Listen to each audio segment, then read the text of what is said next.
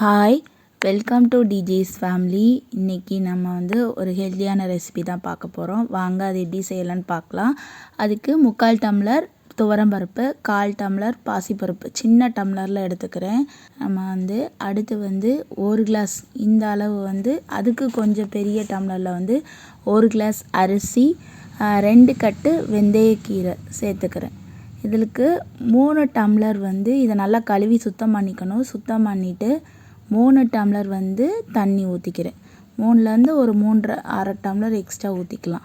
ஊற்றிட்டோம்னா அடுத்து வந்து மஞ்சள் பொடி, சாம்பார் தூள் எல்லாம் போட்டு சேர்த்து அடுப்பில் வச்சு இதை ஒரு 4 விசிலுக்கு வேக விட்டு எடுத்துக்கலாம். எடுத்துட்டு நான் கொஞ்சம் தண்ணி மேலே வந்துச்சு, நான் சிம்மில் வச்சு எடுத்து இறக்குனேன்.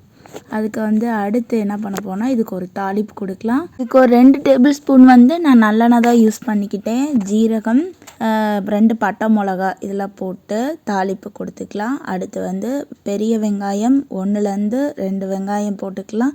உங்கள் டேஸ்ட்டுக்கு ஏற்ற மாதிரி போட்டுக்கலாம். தக்காளி வந்து நான் ஒரு பெரிய தக்காளி 1 சேர்த்துக்கிட்டேன். இதில் வந்து பெருங்காயத்தூள் போட்டுக்கிட்டாச்சு. போட்டுட்டு அதுக்கப்புறம் வெள்ளை பூண்டு இடித்து சேர்த்துக்கிட்டேன். இப்போ வேக வச்ச சாதத்தை நம்ம இதில் சேர்த்துக்கிட்டு நல்லா கிளறி விட்டுறணும். அதில் வந்து லைட்டாக வந்து கொஞ்சம் கெட்டியாக இருந்த மாதிரி இருந்துச்சு. நான் அதனால் இதை குக்கரில் கழுவி ஊற்றிக்கிட்டேன். நல்லா கொல கொலன்னு இருக்குது பார்த்தீங்களா. இதுக்கு தேவையான அளவு உப்பு சேர்த்துக்கிட்டு கிளறி எடுத்துக்கணும். இப்போ வந்து வெந்தயக்கீரை சாதம் ரெடி. லைட்டாக வந்து டேஸ்ட்டுக்காக நல்லெண்ணெய் ஊற்றிக்கிட்டேன். அடுத்து இதுக்கு சைடிஷ்க்கு ரெடி பண்ணிக்கலாம். உருளைக்கிழங்கு சிப்ஸ் தாங்க பண்ண போகிறேன். இதுக்கு வந்து உருளைக்கிழங்கை வந்து நல்லா ஸ்லைஸாக சீச்சிக்கிட்டு அதை வந்து நல்லா கழுவி எடுத்துக்கிட்டு அப்படி எண்ணெயில் போட்டு பொரிச்சிடலாம். இதுக்கு உப்புக்கு வந்து நான் ஒரு 1/4 டம்ளர் தண்ணியில் உப்பு சேர்த்துக்கிட்டு அதில் ஊற்றி விடணும். மூடி வச்சிடணும். இல்லைன்னா தெரித்து நம்ம மேலெலாம் பட்டுரும். அதனால் சேஃப்டிக்கு நம்ம மூடி வச்சிடணும்.